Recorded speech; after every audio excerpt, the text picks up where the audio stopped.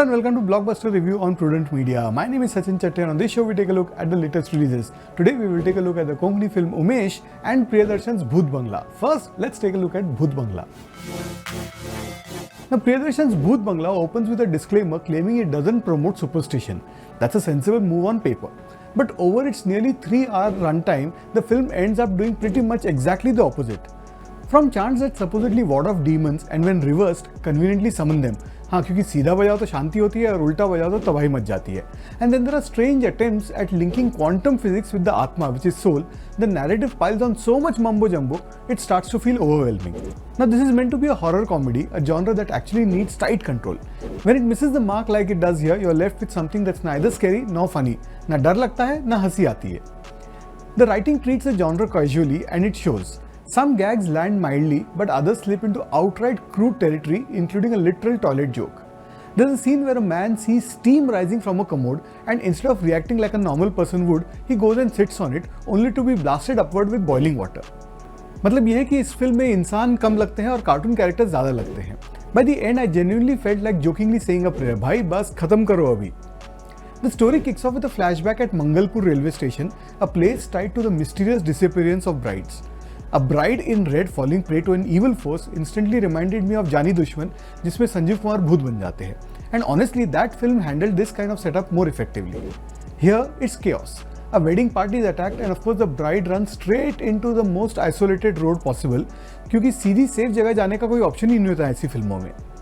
From here we jump to London और मुझे लगा कि चलो यार लंदन जा रहे हैं, अलग कॉन्टिनेंट में जा रहे हैं, तो इसमें थोड़ा लॉजिक होगा. But that hope fades quickly. Logic यहाँ वीज़ा अप्लाई ही नहीं करता है.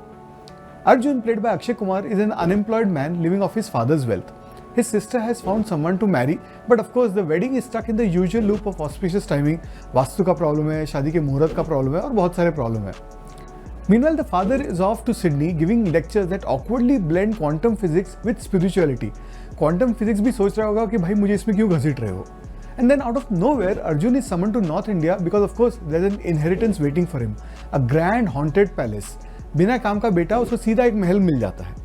The palace is exactly what you'd expect. Run down, eerie and home to a bat-like creature that only shows up at night, almost like it has a strict no sunlight policy. Dracula के दूर के रिश्तेदार का भाई लगता है ये तो मुझे. The film throws a holy man who declares something is wrong and needs to inform his guruji, क्योंकि हर प्रॉब्लम की सॉल्यूशन एक और गुरुजी की ही कर सकते हैं. The so-called comedy comes through Paresh Rawal's wedding planner character and Rajpal Yadav as his nephew, bringing in more chaos than actual humor. Vamika Gabi plays a writer researching ancient temples, which somehow ties her to the central legend of Vadusur, the resident demon. And here's where things really go off the rails. Vadusur, we are told, was once contained by Arjun's grandfather using recorded chants played on a machine that conveniently has both forward and reverse settings. ये एक ऐसा बड़ा सा record होता है, उसमें ये मंत्र चलते रहते हैं. अगर मंत्र रिवर्स में चलाओ तो भूत आ जाता है, मंत्र अगर सीधा चलाओ तो भूत भाग जाता है. अगर आपको मालूम है कि भूत आने वाला है तो उसको रिवर्स बटन दिया ही क्यों है, ये मुझे कुछ समझ में नहीं आया. It's a premise that completely depends on you not asking even the most basic logical questions. दिमाग घर पे छोड़ के आओ तभी मजा आएगा. अगर आप दिमाग घर पे छोड़ के आ सके तो. If there's one unintentionally interesting takeaway, it's this. Every time a demon shows up, strong winds start blowing. एकदम आंधी तूफान आ जाता है. At some point you almost wonder, was this meant to be symbolic? Because if anything in the film feels remotely consistent, it's that. Perhaps unintentionally, the film's most coherent idea is that the demon serves as a metaphor for climate change. I'm going to go with 1 out of 5 stars for Akshay Kumar and Priyadarshan's new film called Bhooth Bangla. Avoid it like plague. And now let's take a look at the Konkani film Umesh. Given how tough it is to make films in Konkani, tight budgets, limited resources and major distribution challenges, Goa has never really been a high output film industry. So the recent wave of Konkani releases in theatres feels genuinely encouraging, like a quiet creative comeback. In that space comes Umesh, which turns out to be a really satisfying watch. It's a debut film of Vardhan Kamath and you can tell this is a personal story of sorts. He doesn't try to make it overtly commercial or spoon feed the audience. It's a film that asks you to engage with it rather than just passively watch it. Set in rural Goa, the story begins as a friendship between two theatre lovers, Rohan and Anton. Both are passionate about acting, but their personal lives hint at subtle tensions. The film doesn't rush to explain everything, but it does a great job of capturing village life. The gossip, the laid-back cafe culture, and even the obsession with matka numbers, which adds a nice local flavor and a bit of humor.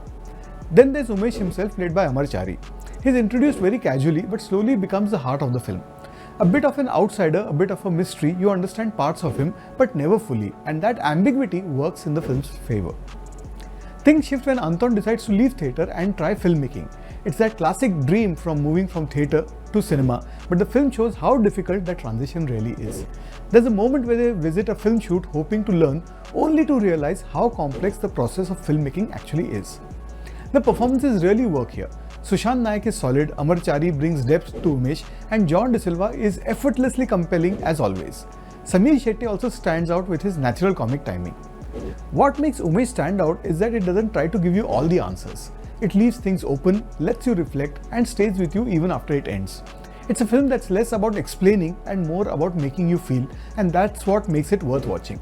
Go and check out Umesh, it's playing at a theatre near you, and I'm going to go with 3.5 out of 5 stars for this new Konkani film. Well, that's what I thought of the two films released this week. Do let us know what you think, and I'll be back with you next week with more movie reviews. Till then, it's goodbye from me.